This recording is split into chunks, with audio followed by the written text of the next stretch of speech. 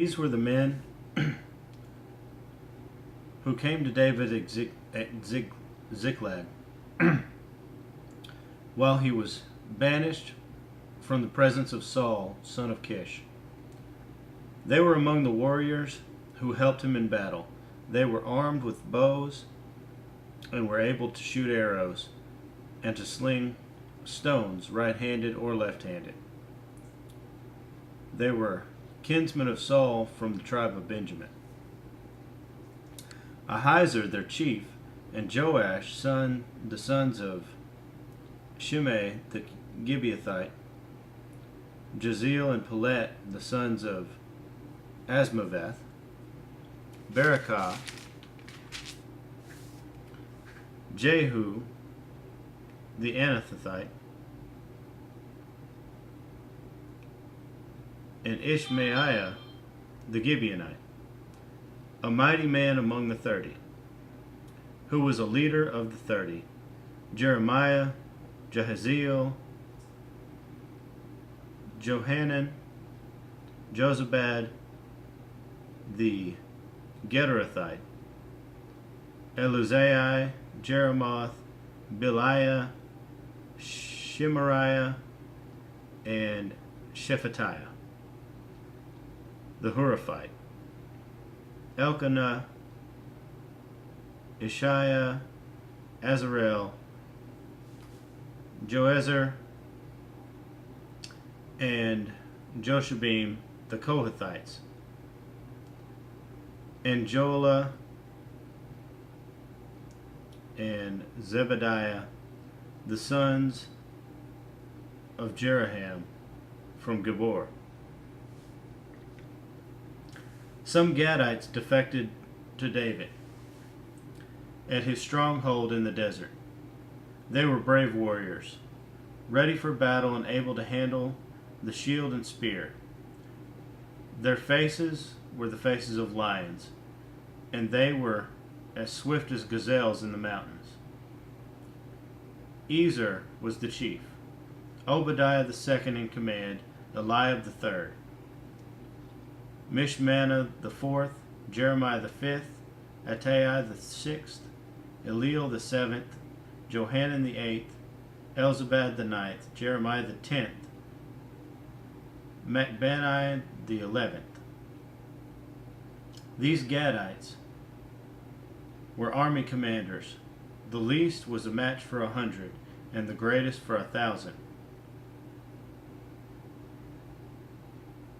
It was they who crossed the Jordan in the first month, when it was overflowing all its banks, and they put to flight everyone living in the valleys, to the east and to the west.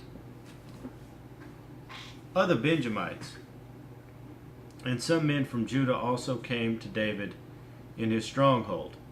David went out to meet them and said to them, "If you have come to me in peace to help me, I am ready to have you unite with me.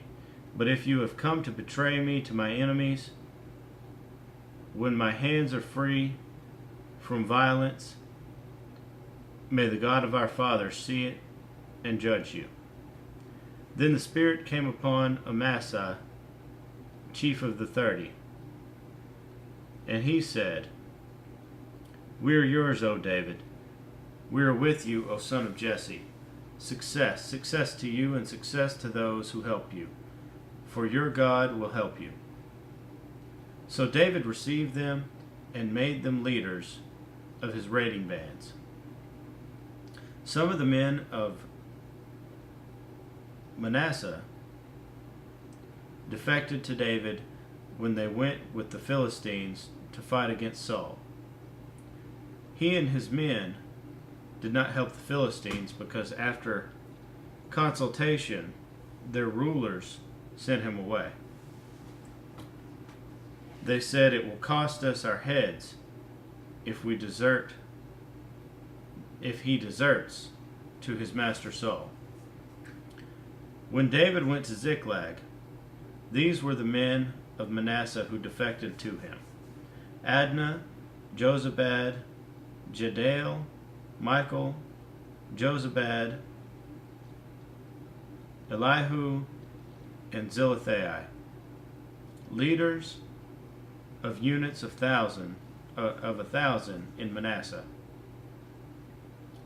They helped David against raiding bands, for all of them were brave warriors, and there were commanders in his army. Day after day, men came to help David until he had a great army like the army of God. These are the numbers of the men armed for battle who came to David at Hebron to turn Saul's kingdom over to him, as the Lord had said. Men of Judah carrying shields and spears, 6,800 armed for battle. Men of Simeon, warriors ready for battle, 7,100. Men of Levi, 4,600, including Jehoiada, leader of the family of Aaron, with 3,700 men. And Zadok, a brave young warrior, with 22 officers from his family. Men of Benjamin, Saul's kinsmen, 3,000, most of whom had remained loyal to Saul's house until then. Men of Ephraim, brave warriors famous in their own clan, 20,800.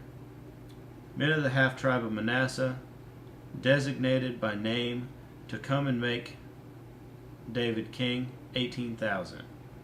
Men of Issachar, who understood the times and knew what Israel should do, 200 chiefs with all their relatives under their command.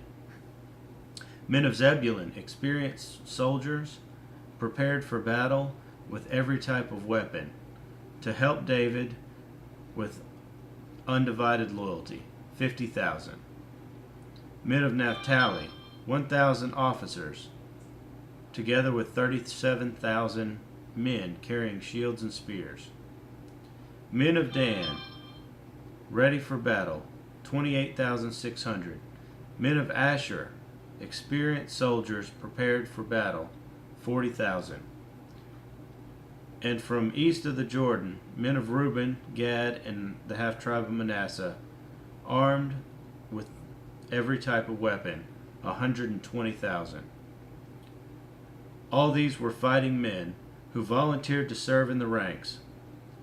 They came to Hebron fully determined to make David king over all Israel. All the rest of the Israelites were also of one mind to make David king.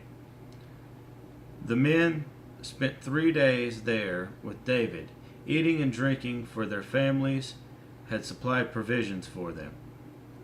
Also, their neighbors from as far away as Issachar, Zebulun, and Naphtali came bringing food on donkeys, camels, mules, and oxen.